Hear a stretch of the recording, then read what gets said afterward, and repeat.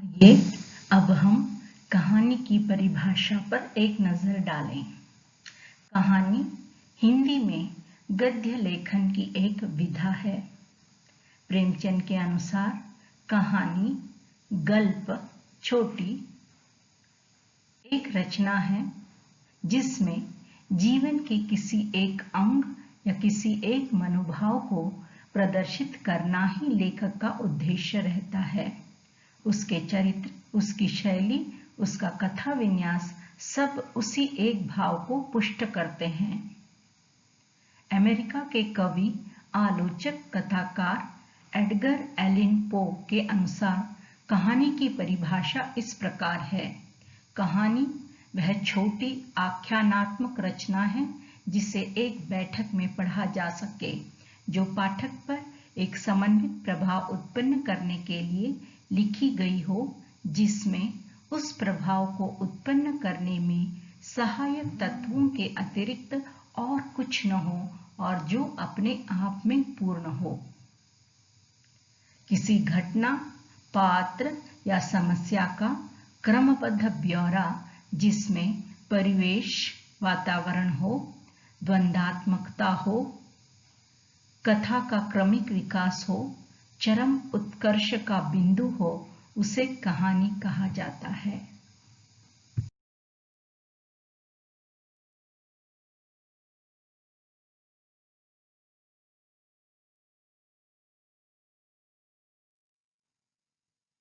कहानी का इतिहास। वास्तव में कहानी का इतिहास मानव इतिहास जितना ही पुराना है, क्योंकि कहानी मानव स्वभाव और प्रकृति का हिस्सा है। अतः धीरे धीरे कहानी कहने की कला का विकास होने लगा और कथावाचक कहानियां सुनाने लगे। यह कहानियां किसी घटना, युद्ध, प्रेम और प्रतिशोध से जुड़ी होती थी। मानव सच्ची घटनाओं पर आधारित कथा कहानी सुनाते सुनाते उसमें कल्पना का सम्मिश्रण किया जाने लगा।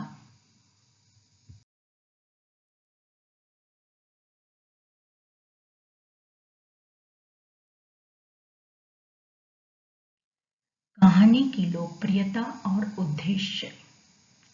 प्राचीन काल में मौखिक कहानियों की लोकप्रियता इसलिए भी थी कि इससे बड़ा संचार का कोई और माध्यम नहीं था।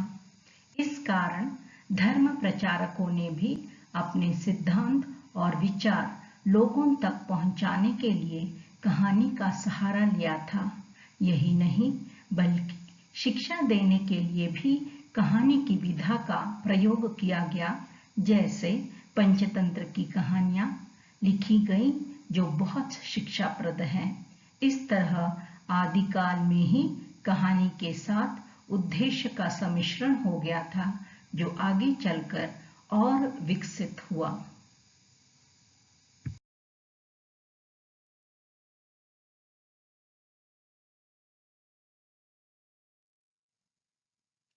कहानी के तत्व हैं: कथा वस्तु 1, 2 पात्र और चरित्र चित्रण, 3 वातावरण, 4 संवाद या कथोपकथन, 5 भाषा, 6 उद्देश्य।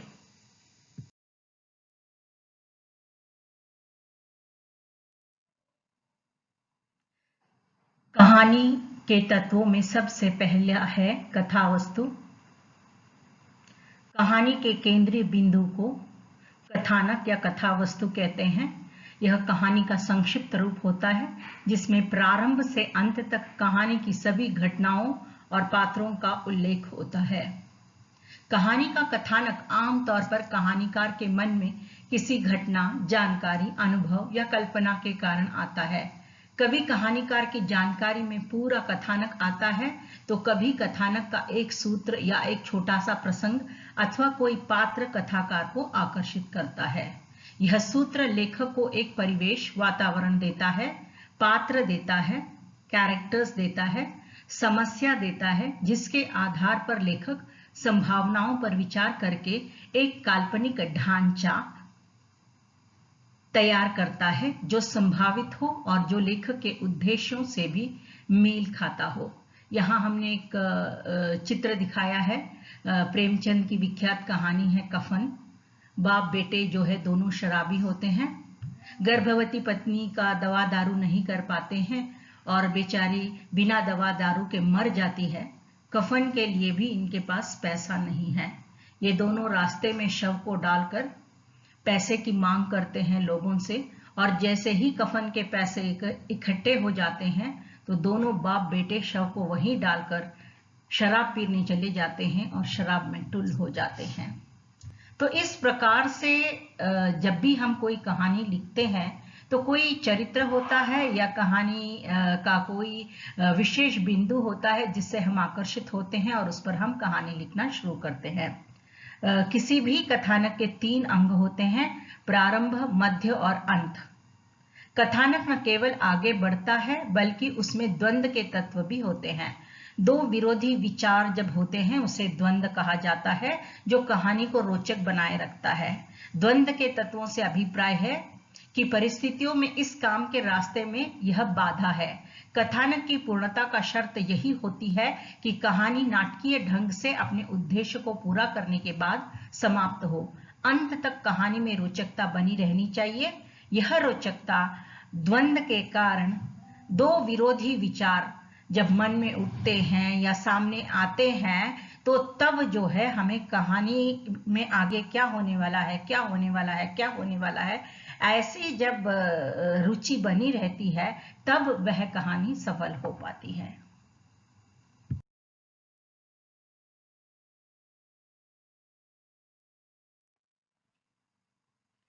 कहानी का दूसरा महत्वपूर्ण तत्व पात्रों का चरित्र चित्रण है।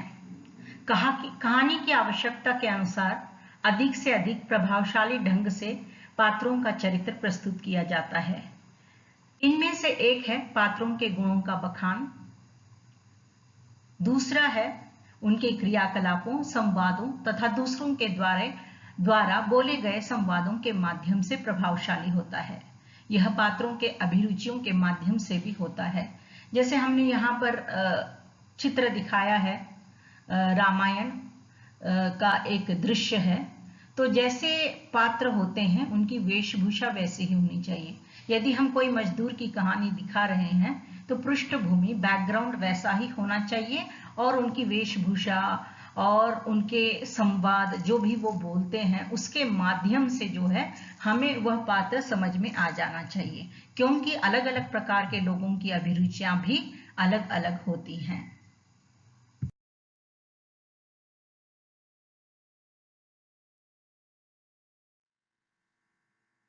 कहानी के तत्वों में तीसरी महत्वपूर्ण बात है देश, काल और स्थान। हर घटना, पात्र, समस्या का अपना देश, काल और स्थान होता है। कथा का स्वरूप बन जाने के बाद कहानी का कथानक के देश, काल और स्थान को पूरी तरह समझ लेता है, क्योंकि यह कहानी को प्रामाणिक और रोचक बनाने के लिए बहुत आवश्यक है। जैसे इसके पहले हमने रामायण का एक दृश्य दिखाया था, तो जो पृष्ठभूमि हमने बनाई थी वह जो है उस समय के अनुसार था। लेकिन समझिए यदि हमें एक अस्पताल का दृश्य दिखाना है तो हमें इस बात का ध्यान रखना चाहिए कि अस्पताल का पूरा परिवेश हो, ध्वनियां हो, लोग, कार्य, व्यापार और लोगों के पारस्परिक संबंध में जो भी घटनाएं घटती हैं वह सब जानकारी जो है अस्पताल के दृश्य के अनुरूप होना बहुत आवश्यक है।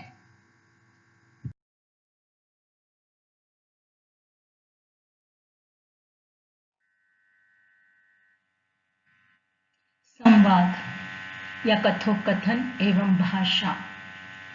कहानी में पात्रों के संवाद बहुत महत्वपूर्ण होते हैं। संवाद के बिना पात्र की कल्पना मुश्किल है। संवाद ही कहानी को, पात्र को स्थापित, विकसित करते हैं और कहानी को गति देते हैं, आगे बढ़ाते हैं। पात्रों के संवाद लिखते समय यह अवश्य ध्यान में रहना चाहिए कि संवाद पात्रों के स्वभाव और पूरी पृष्ठभूमि के अनुकूल हो। वह उसके विश्वासों, आदर्शों तथा स्थितियों के भी अनुकूल होने चाहिए। संवाद लिखते समय लेखक गायब हो जाता है और पात्र स्वयं संवाद बोलते हैं। उदाहरण के लिए किसी मजदूर के संवाद ऐसे होने चाहिए कि केवल संवाद सुनकर ही श्रोता को पता चल जाए कि कौन बोल रहा है, यह आदमी क्या करता है, इसकी पृष्ठभूमि बैकग्राउंड क्या है आदि। संवाद छोटे, स्वाभाविक और उद्देश्य के प्रति सीधे लक्षित होने चाहिए।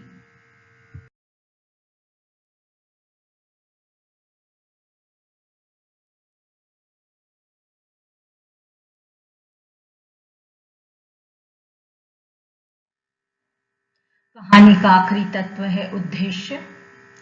कहानीकार की प्रतिबद्धता या उद्देश्य की पूर्ति के प्रति अतिरिक्त आग्रह कहानी को भाषण में बदल सकते हैं। सर्वोत्तम यह होता है कि चरम उत्कर्ष पाठक को स्वयं सोचने और लेखकीय पक्षधर की ओर आने के लिए प्रेरित करें, लेकिन पाठक को यह भी लगे कि उसे स्वतंत्रता दी गई है और उसने जो निर्णय निकाले हैं उसके अपने हैं। तो किसी भी कहानी को पढ़ते वक्त उद्देश्य पाठकों पर छोड़ देना चाहिए, क्योंकि उस कहानी से उन्होंने क्या सीखा, उस कहानी ने किस प्रकार उनकी विचारधारा को मोड़ दिया, उस कहानी ने उनके अनछुए पक्ष को किस प्रकार प्रभावित किया, यह पाठकों पर निर्भर होता है। अतः कहानी का उद्देश्य महत्वपूर्ण होता है।